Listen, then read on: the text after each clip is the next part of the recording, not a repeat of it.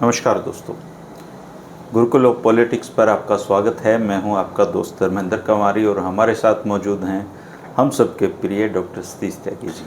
नमस्कार दोस्तों, मेरी उम्र करीबन 42 साल है और जब पढ़ना शुरू किया और थोड़ा होश संभाला तब बड़े बुजुर्गों से एक बात सुनी थी, हिंदी चीनी भाई भाई। फिर थोड़ा और जब आगे पढ़ाई की और इंटरनेट का जो धीमा धीमा ब्राउज़र चलता था उस दौर में पहुँचे, तब पता चला कि कैसे चीन से दोस्ती की वजह से पंडित नेहरू इस दुनिया से ही चले गए, उनकी दगाबाजी की वजह से। और फिर एक लंबा दौर है हमें ये बताने वालों का और समझाने वालों का कि चीन पे कभी भरोसा नहीं करना चाहिए।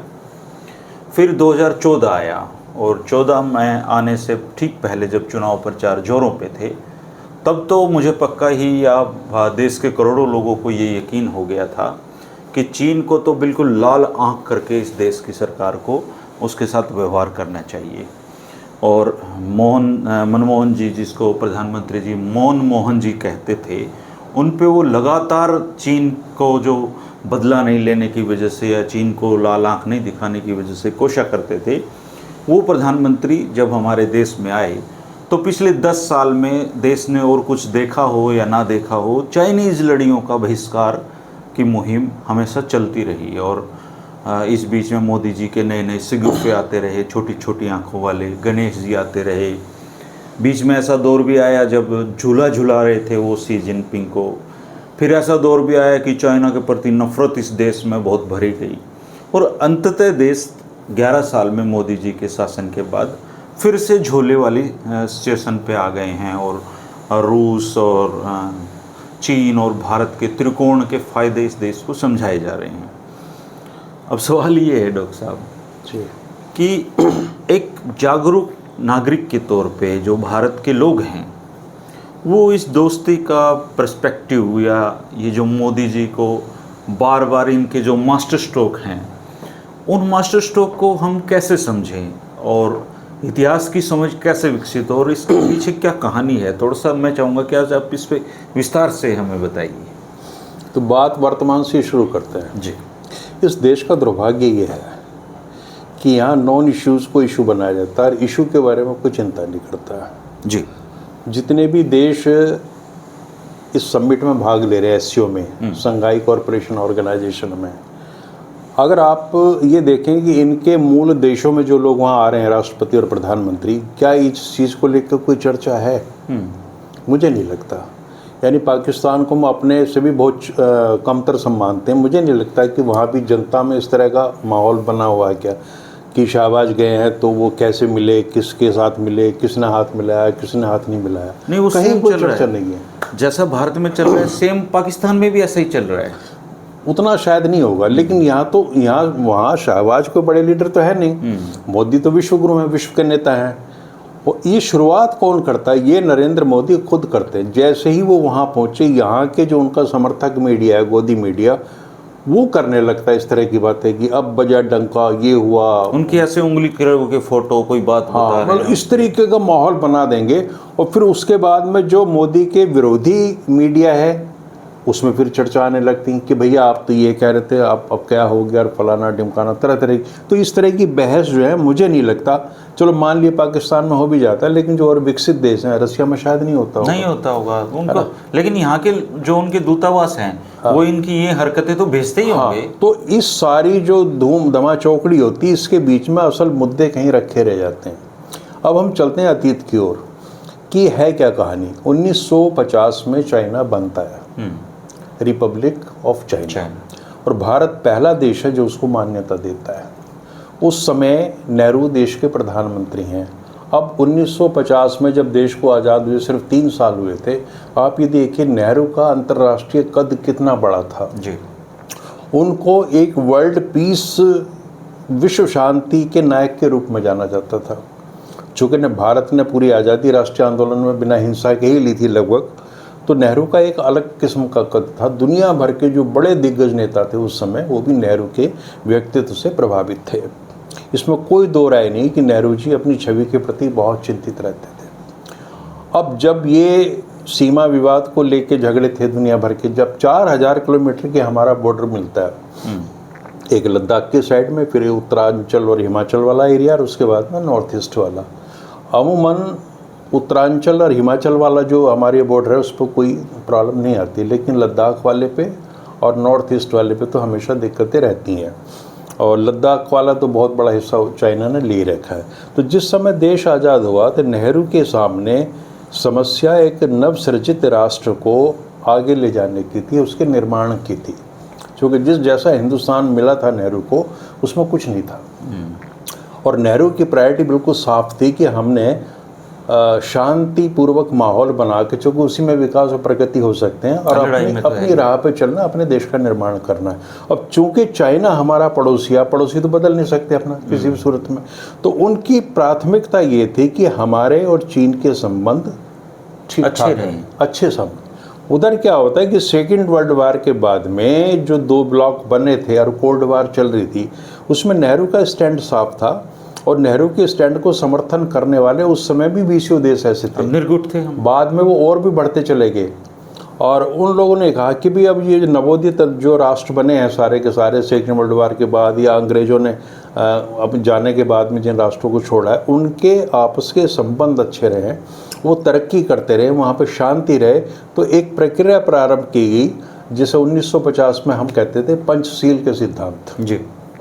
तो पंचशील में यही था, उसकी मेन भावना थी कि शांतिपूर्ण सह अस्तित्व, पीसफुल को तुम भी जियो हमें भी जीने दो। 5-6 पॉइंट उसमें थे कि हम एक दूसरे के मामलों में दखल नहीं देंगे, एक दूसरे की सॉवरेनिटी का सम्मान करेंगे, उनकी अखंडता का सम्मान करेंगे, है ना, और हमारे आर्थिक सहयोग को हम बढ़ाएंगे। कुल मिला के पूरा पंचशील का सिद्धांत इस बात के परिचायक था कि अब जो देश बने हैं और बहुत देश थे ऐसे, तो वो केवल प्रगति और विकास की राह पे चलेंगे और पीसफुल एटमॉस्फेयर बनाएंगे, और आपस में लड़ेंगे नहीं, झगड़ेंगे नहीं, और अगर कोई ऐसा कॉन्फ्लिक्ट होगा तो उसे बातचीत के जरिए सुलझा लेंगे। इसमें क्या गलत था? ये पंचशील का सिद्धांत कहलाया, और इसी माहौल में ये बना था 1954 में, और उसी वक्त ये नारा आया, हिंदी चीनी भाई भाई भाई। एक अच्छी स्पिरिट पैदा करने के लिए लोगों में ये नारा आया कि हम तो भाई भाई हैं। और एक मज़ेदार बात आपको बता दूँ, ये कहा जाता है कि नेहरू जी ने ये सिद्धांत दिया, ऐसा नहीं है, इसको चाओ एन लाई ने दिया था। अच्छा। जो चाइना के प्रीमियर थे उस समय में, और ये धीरे धीरे विकसित हुआ है। इसी के सहारे पूरा एक जो ब्लॉक चला था पंचशील का, वो चल के नॉन अलाइंड मूवमेंट में कन्वर्ट हुआ। तो ये एक दिन का प्रोसेस नहीं है पंचशील का, ये उस समय जितने मुल्क आज़ाद हुए थे, नए नए बने थे, जो अपना डेवलपमेंट चाहते थे। हाँ, तो उन्होंने मिलकर एक ऐसा माहौल पूरी दुनिया में बनाना चाहा कि भैया ना तो हम यूएसएसआर के ब्लॉक में जाएंगे और ना ही हम यूएसए के ब्लॉक में जाएंगे, हम आपस में मिलके म्यूचुअल कोऑपरेशन से इन सारी चीज़ों को आगे ले जाएंगे। अब होता क्या है, विदेश नीति कोई ऐसी चीज़ तो है नहीं कि 2 व्यक्तियों के संबंध पे की तरह होती है या 2 परिवारों के बीच में होती है। इसमें 2 राष्ट्र संलिप्त होते हैं, और राष्ट्राध्यक्ष जो होते हैं या जो डिप्लोमेसी होती है, जो अंतर्राष्ट्रीय नीति होती है, वो अगर छोटी छोटी बातों को लेके एक्सट्रीम पे पहुंचने लगे तो वो कहीं नहीं पहुंचेगी। तो 2 देशों के बीच में जहां इतना बड़ा एक बॉर्डर भी है और आपका पड़ोसी है, तो वहाँ इस तरह की प्रॉब्लम आती रहती है कि झगड़े होते रहेंगे और वो सिमटते रहेंगे। आप कभी लड़ भी पड़ेंगे, लड़ाई में भी चले जाएंगे, लेकिन उसका समाधान भी, युद्ध का भी अंततः युद्ध भी जो है वो शांति का प्रोसेस है, बातचीत में आप जाएंगे। तो ये 2 देशों के बीच के संबंध हमारे और चाइना के तनावपूर्ण होने की संभावनाएं पूरी थी, लेकिन चूंकि नेहरू की प्रायोरिटी कुछ और थी, लेकिन चाइना कुछ और सोच रहा था। तो अब जैसे तिब्बत वाला मसला था या कई ऐसी चीज़ें आई या बॉर्डर डिस्प्यूट हुई, तो हमारी मुठभेड़ उनके साथ में हुई है। उसी का नतीजा ये था कि चलते चलते चीज़ें 1962 के युद्ध पर पहुंच गई। अब दोनों के बीच युद्ध हुआ, और बहुत कम लोग जानते हैं कि इस युद्ध का यूनिलैटरल सीज फायर चाइना ने खुद किया था।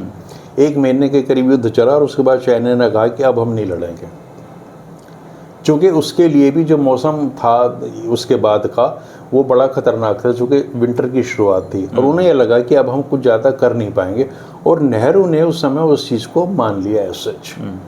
लेकिन नेहरू की आप देखिए कि अटल जी ने ही उस समय पूरा शोर मचाया, और युद्ध के दौरान संसद की बैठक हुई, और नेहरू ने अपने ऊपर सारी जिम्मेवारियाँ ली, और जितनी उनकी वहाँ प्रताड़ना हुई, आलोचना हुई, उनको उन्होंने सहा सारी चीज़ों को।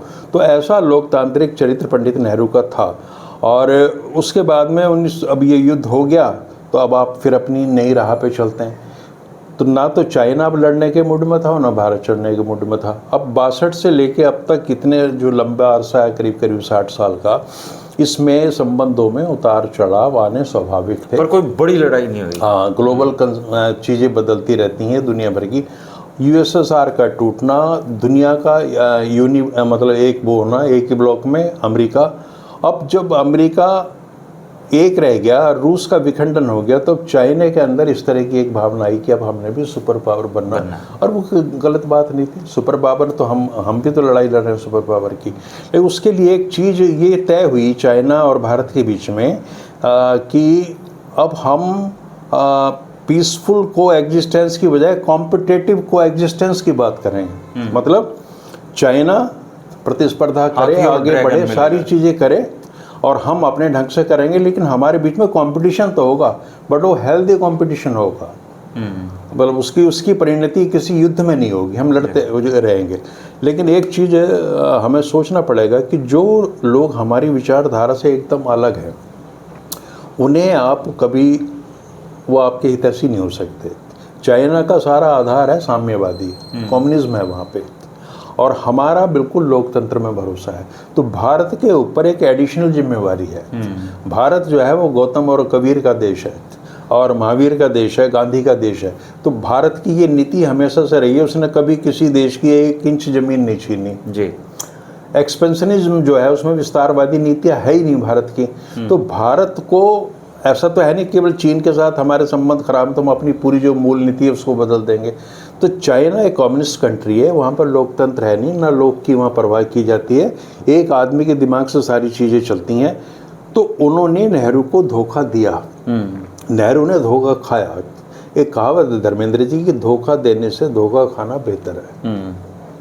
कितनी बड़ी बात है, आपने दिया नहीं ना, गिल्ट तो नहीं है ना, आपने धोखा खाया है। तो नेहरू और भारत का सिद्धांत ये था कि हमें कोई चीट कर जाए तो चढ़ जाए, लेकिन भारत में कुछ ऐसा एलिमेंट है आक्रामक जो इस समय सत्ता में है कि वो जब उसके ऊपर जिम्मेवारी आती है तो वो पूंछ दबा लेता है, और जब वो उनके पास जिम्मेवारी नहीं होती तो वो कहते हैं कि लाल आंखें दिखानी चाहिए और टिट फॉर टैट होना चाहिए, ये कर देंगे वो कर देंगे, सारी की सारी। इस कॉन्फ्लिक्ट का असर पड़ता है फिर लोगों के दिमाग पे कि वो कहते हैं भैया आप तो उस समय कह रहे थे लाल आंख दिखानी चाहिए थी, अब कहाँ गई आपकी लाल आंखें। तो अब जो कुछ सारा हो रहा है इस समय चाइना और भारत के बीच में, जो हमारे देश में ड्रामा चल रहा है, आपने देखा होगा गंभीर चीज़ों पर कोई चर्चा नहीं हो रही जी, कहीं भी कोई चर्चा नहीं हो रही। हम इस बात पर चर्चा नहीं कर रहे कि उनका और हमारा जो व्यापार का संतुलन है उसमें $100 मिलियन का फर्क है यानी कि हम नुकसान में चल रहे हैं, उसकी पूर्ति कैसे होगी। तो जिन गंभीर विषयों पे बड़े विस्तार से चर्चा होनी चाहिए थी वो कहीं पर्दे पे चली जाती है, और ये सत्ताधारी दल को भी सूट करती हैं ये चीज़ें, और अपोजिशन जो है वो बार बार इन चीज़ों को उठा रहा है।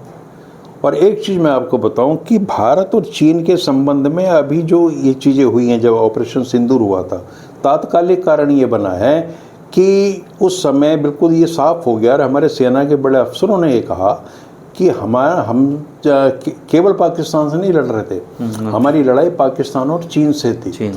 और ये भी कहा गया कि हमारे ही अफसर ने कहा, सरकारी अफसर ने जो शायद नंबर 2 की पोजीशन पे हैं, कि चीन उनको लाइव डाटा दे रहा था सारा।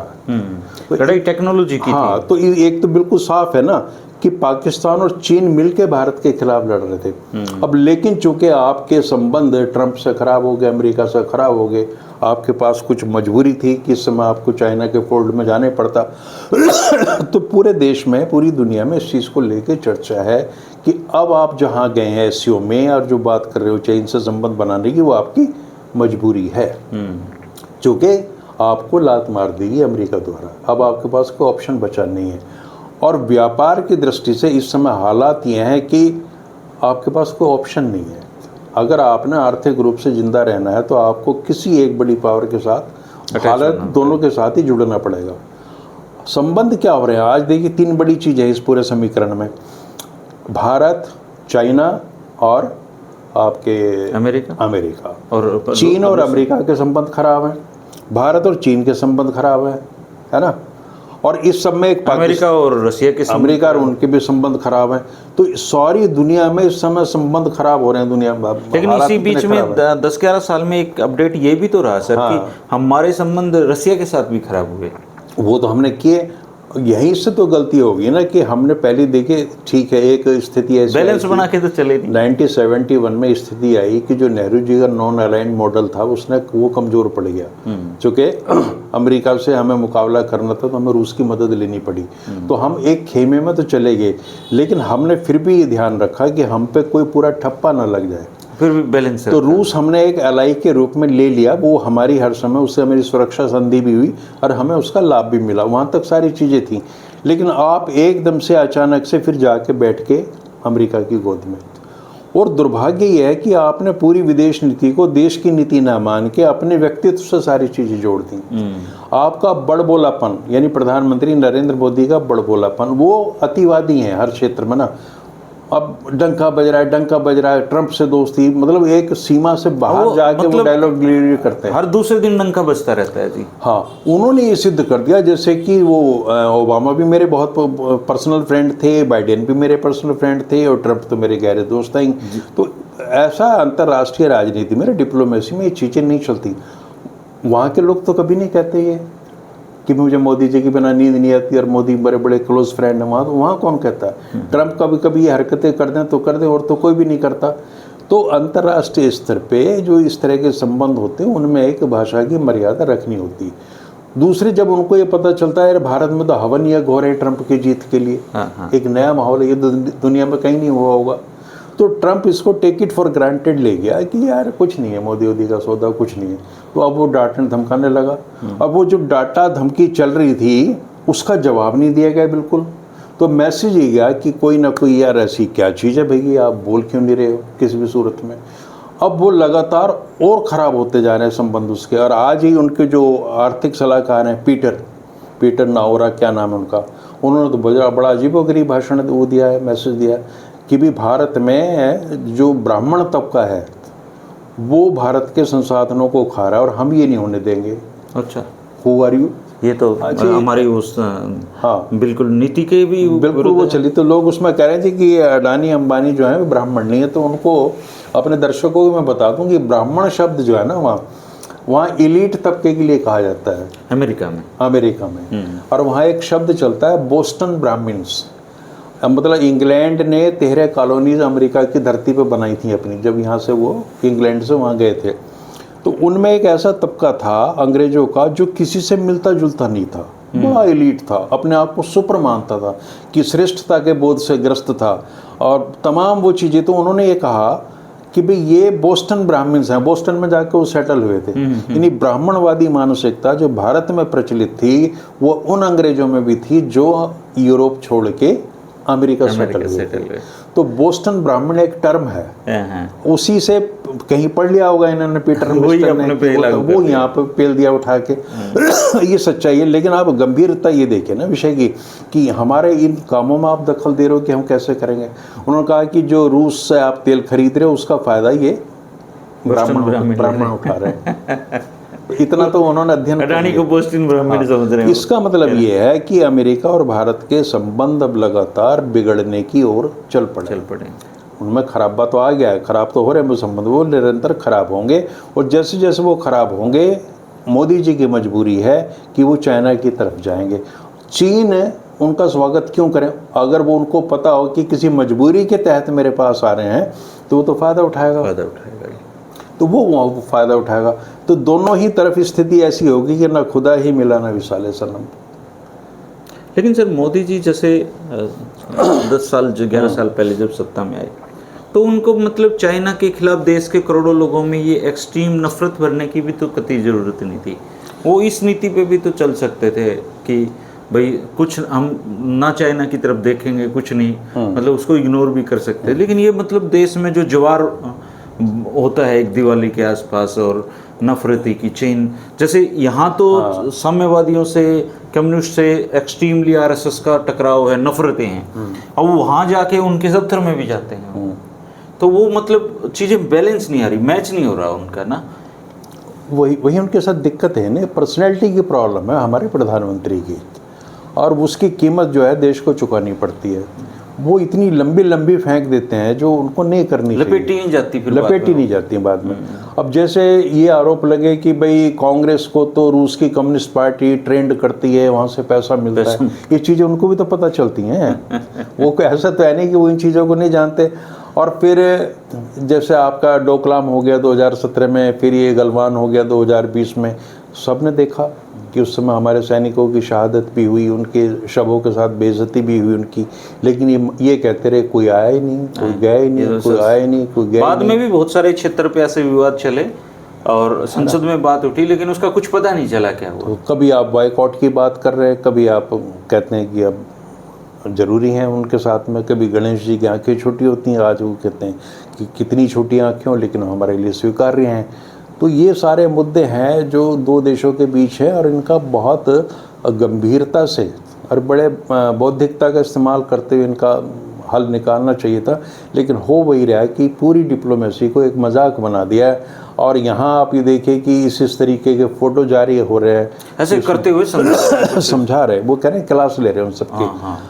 अब होता क्या है कि ऐसे कॉन्क्लेव में आप ऐसे मान के चलो जैसे हिंदुस्तान में शादी हो रही है, ना पुतिन को हिंदी समझ में आती, ना चाहे जिनपिंग को हिंदी, तीनों एक दूसरे की भाषा नहीं, तो ऐसी कौन सी चीज समझा रहे थे वो पता है क्या होता है, ऐसा माहौल है जैसे भारत में शादियां नहीं होती, उधर तो बैंड की आवाजें आ रही होती हैं, ढोल बज रहे होते हैं, किसी को किसी की आवाज, दो परिचित लोग आपस में मिलते हैं तो हाँ हाँ हाँ ठीक है, पता बात कुछ नहीं होती, ना किसी की समझ में आती। तो वहाँ तो ये फोटो वो होती है अपॉर्चुनिटी। और वो भी वायरल हुआ उनका कि तुर्की के उससे हाथ मिला रहे हैं वो, अभी तुर्की बाइकआउट की बातें चल रही थी। हालांकि इन चीज़ों का कोई अर्थ नहीं है, मान लिया ठीक है आपने हाथ बढ़ाया, अगले ने ना देखा हो गंभीरता से, ये भी हो सकता है। लेकिन भाई आपने चूंकि दूसरों की मजाक उड़ाई है तो आपकी तो उड़ेगी साथ में। और वो कह रहे हैं कि भाई शी जिनपिंग खड़ा है और पुतिन खड़े हैं और मोदी जी वहाँ।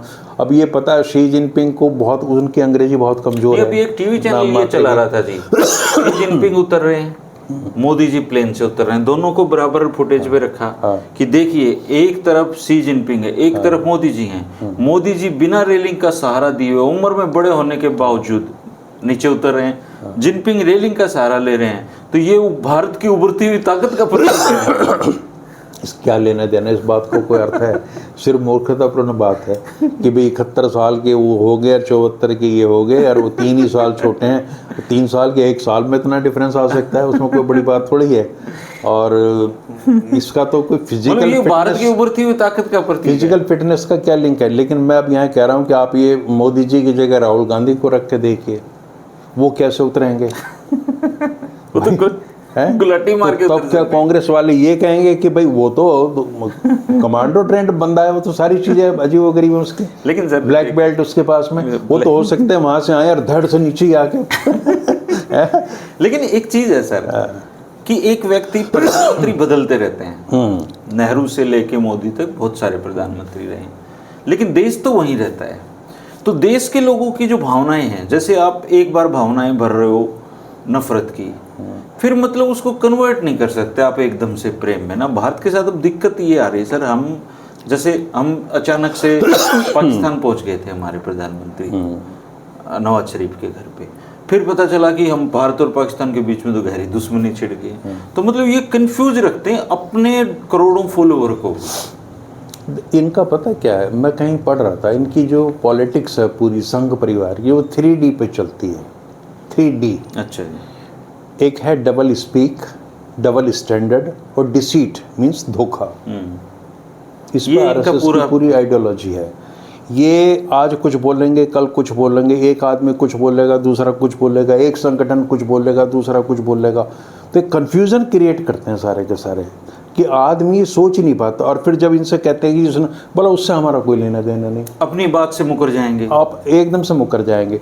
अब ये विदेश नीति के मसले तो कम से कम ये और तरह के होते हैं। विदेश नीति देश की होती है, किसी व्यक्ति की नीति नहीं है वो, और वो एक इंस्टीट्यूशन के रूप में उसको निर्मित किया जाता है, और वो समय के अनुसार बदलती भी है। जैसे दुनिया के समीकरण बदलेंगे तो आपकी विदेश नीति भी बदलेगी। अब आप कहते हो कि साहब नेहरू की वजह से हम वो हारे 1962 का युद्ध, तो नेहरू क्या करते आप, नेहरू ने एक तो अच्छा हुआ चीन ने अपने आप ही बंद कर दिया वो युद्ध, और अगर चलता रहता आपके पास में आपके फौजियों पे उस समय कैनवास के शूज होते थे, ये पीटी था ही नहीं कुछ भी चीज, कोई चीज नहीं थी। और अगर वो लेना भी चाहते तो कौन देता उनको। और प्रायोरिटी थी। उसी समय एक जीप घोटाला हुआ था कि जो हमें नई जीप खरीदनी थी, लोगों को पता नहीं ना, जीप घोटाला पहला घोटाला आज़ाद भारत का भ्रष्टाचार का। अंग्रेजों के ज़माने में जो थी सो थी। अंग्रेज से लड़ता कौन? भारत में 200 साल तक अंग्रेजों का राज रहा। कभी आपने देखा किसी देश ने हमला किया हो? नहीं, क्योंकि वो तो सुपर थे, उनसे कौन लड़ता? ना चीन लड़ रहा था उस समय। और वो जो कुछ थोड़ी तो खुद गुलाम था जी। अब इनको जरूरत पड़ी कि यार कुछ जीप मंगवा लो भाई, और उसमें भी घोटाला हो गया। मतलब हमारा चरित्र, राष्ट्रीय चरित्र तो महान ही रहा ना शुरू से। और जूते हमारे पास नहीं है, हथियार हमारे पास नहीं, एयरफोर्स हमारी कुछ नहीं। अब लोग कहेंगे सब क्यों नहीं है? अरे भाई तुम्हारे पास साधन ही कुछ नहीं थे। आप 20 से 25% कंट्रीब्यूट करते थे वर्ल्ड जीडीपी में, आप 2-3% पे आ गए। चाइना भी 2-3% था। अमेरिका का कंट्रीब्यूशन 1947 में 50% था वर्ल्ड जीडीपी में। तो आप को उसी हिसाब से सारी चीज़ें देखनी पड़ती हैं कि अब हमारी क्या हैसियत है। अब खाम मैं ये सोचता हूँ कि साहब मैं जाऊँगा और उसको मार के आ जाऊँगा, और मैं ये नहीं सोचता कि मैं जब जाऊँगा तो हो सकता है मैं पिट के भी आऊँ। ताकतवर होने मतलब अपनी आपको एक रियलिस्टिक अप्रोच अपने बारे में होनी चाहिए कि हमारी अपनी ताकत क्या है। अब आप महाराणा प्रताप बनते फिर उसका कोई अर्थ है नहीं। पता है कि शरीर में जान है नहीं, हिम्मत है नहीं बिल्कुल, और बातें करते हो आप बहादुरी की, तो उसका कोई परिणाम नहीं निकलना। जो सामने वाला है उसके पास भी एक रणनीति है, उसके पास भी पावर्स हैं, तो वो अपने ढंग से डील करेगा। तो इन्होंने असल में तो क्या हुआ कि मोदी जी ने विदेश नीति का भी एक मतलब उपहास का पात्र बना दिया। आज भारत पूरी तरीके से आइसोलेटेड है। आप बताइए आपकी मित्रता है किससे? आज अगर आप रूस से तेल खरीदना बंद कर दें वो भी नाराज हो जाएगा। क्योंकि अब क्या है, सारी वर्ल्ड की जो पॉलिसीज हैं सब वो आ गई हैं दुकानदार और ग्राहक के ऊपर।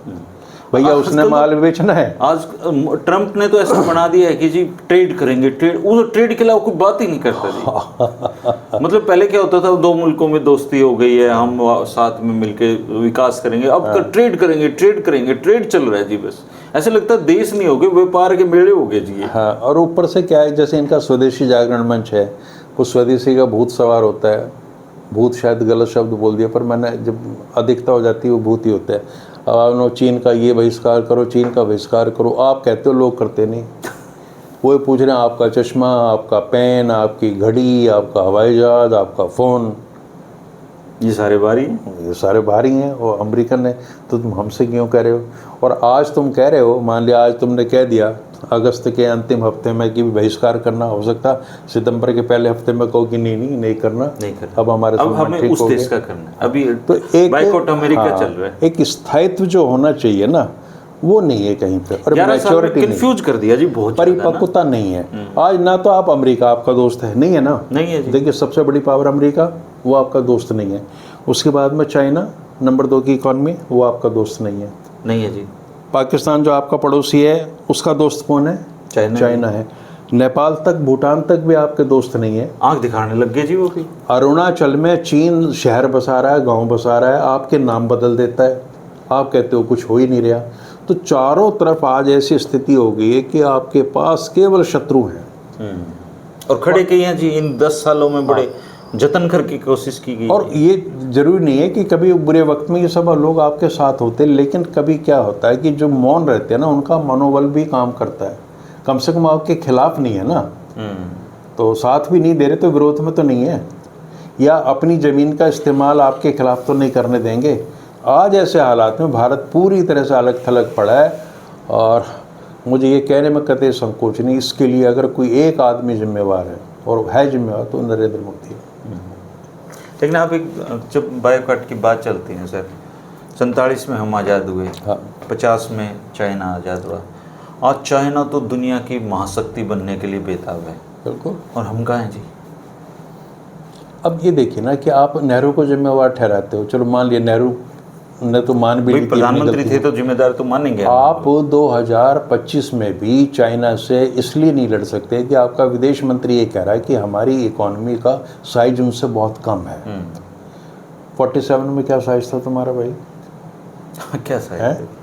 जब 2025 में तुम्हारी हैसियत नहीं है चीन से लड़ने की, तो उस 64 में कैसे हो सकती थी? दिक्कत ये भी है सर हमारे देश में कि जैसे प्रधानमंत्री मोदी जी का जब से सत्ता में आए हैं वो एक आदमी को डिफेम करना चाहते हैं और वो है पंडित नेहरू। और दुर्भाग्य क्या है सर कि उनको पंडित नेहरू के रास्ते पे ही चलना पड़ता है हर बार। मतलब वो घुमा फिरा के नेहरू जी का विरोध, और उनके पास नेहरू के रास्तों पे चलने के अलावा कोई चारा नहीं बचता। अब यही है, अतीत में जीने वाला सारा वैचारिक दर्शन है इन लोगों का। और नेहरू में से आप क्या निकालोगे आप? पर इस सारी बहस में क्या हुआ है, नेहरू जी का बड़ा लाभ हो रहा है। मैंने विश्व में कोई ऐसा नेता नहीं देखा कि जिसकी मृत्यु को 60-65 साल हो गए हों और उसको इतना याद किया जाता हो। एक बता दो आप, कोई नहीं किसी को। तो मोदी जी ने इतनी बड़ी कृपा की है नेहरू पे, नेहरू परिवार पे, कि उनकी वजह से हम बार बार नेहरू जी को डिस्कस करते हैं, नेहरू जी को याद करते हैं। और जब याद करते हैं तो हमें पता चलता है कि यार वो वास्तव में बड़े आदमी थे। उनको पढ़ने लगते हैं लोग। अभी ये जापान गए थे, जापान के एक लेखक का इंटरव्यू आ रहा है, तो उसने कहा मैंने हिंदी इसलिए सीखी कि नेहरू दुनिया के बहुत बड़े नेता थे और मैंने सोचा कि इतने बड़े नेता की भाषा तो हमें सीखनी चाहिए। और वो 80-85 साल उसी समय एक वीडियो और भी वायरल हुआ, आपने पता नहीं देखा नहीं देखा। एक भारतीय महिला हैं, वो कह रहे हैं कि शुक्र है मोदी जी यहाँ आए, नहीं तो हम यहाँ बहुत खतरे हैं। वो तो सब प्लांटेड हैं, वो तो सब जगह जाते हैं। वो कई बार उन्हें पूछना पड़ता है कि आप कौन से देश में, हमने क्या कहना है इस समय। तो इन्होंने वो बहस का पात्र बना दिया है। बहुत ही गंभीर विषय है दोस्तों। आज देश जिस भी हम एक मुहाने पे खड़े हैं, उसके लिए जो प्रधानमंत्री मोदी जी का एक्सट्रीम चीज़ों को लेकर जाना है, खुद की जो छवि है उसको सुपर पावर के बनाने की जो उनकी दमित इच्छाएं हैं, उन वजहों से हम इस देश के रूप में इस मुहाने पे आ गए हैं। हम मोदी जी देश के रूप में जो फैसला लेते हैं, हमारे मजबूरी है उनका साथ देना। अगर वो कहेंगे बाइकआउट चाइना तो हम बाइकआउट चाइना करेंगे, अगर वो कहेंगे बाइकआउट अमेरिका तो हम बाइकआउट अमेरिका भी करेंगे। लेकिन जब इतिहास का मूल्यांकन होगा, जब चर्चाएं होंगी, तो मोदी जी एक्सेप्शन नहीं हैं। उनको भी इन कसौटियों पे परखा जाएगा, देखा जाएगा कि उन्होंने अपने टेन्योर में भारत को कहाँ से कहाँ वो लेकर गए या कहाँ से कहाँ लेकर गए। आप बताइए दोस्तों, भारत चीन को लेके जो अभी जो कदम भारत उठा रहा है, आप उनसे कितना सहमत हैं? इस ऐसे दौर में हमें क्या करना चाहिए? आपके खुद के विचार क्या हैं? और प्रधानमंत्री मोदी जी को की जो नीतियां हैं, इनसे आप कितने सहमत हैं? आप ज़रूर कमेंट करके बताइएगा। आपने बहुत संजीदगी से अपने विचार रखे सर। और आज के दौर में हम जितनी सहजता से बैठ के बात कर लेते हैं, उतनी सहजता से अब बात करना मुमकिन नहीं रह गया है, क्योंकि अब चीज़ें बहुत तेज़ी से बदल रही हैं। लेकिन चलो शुक्र है कि हमारे पास ऐसे दर्शक हैं कि वो ऐसा सुन लेते हैं। और ऐसा है कि हिंदुस्तान की विशेषता रही है तर्क करना, बातचीत करना। लोग आपस में बैठते थे और चिंतन मनन करते, लड़ते झगड़ते नहीं थे। तो हमें उस परंपरा को आगे ले जाना है और हमें लोक मत को, लोक की इच्छा को जानना। भारत के लोग, धर्मेंद्र जी, मान के चलते हैं चीन हमारा दोस्त न था, न है, न हो सकता। और पाकिस्तान के साथ भी हमारी स्थिति है, जो टाइम टेस्टेड फ्रेंड है, जैसे रूस था, ऐसे लोगों की हमें कदर व्यक्तिगत जीवन में भी करनी चाहिए। जो आदमी हमारे साथ बुरे वक्त में खड़ा रहा है, उसका उनको एकदम से जो इग्नोर किया ना, उनको तो आप नाराज मत कीजिए कम से कम। ठीक बात है। आप जरूर कमेंट करके बताना दोस्तों। शुक्रिया, नमस्कार।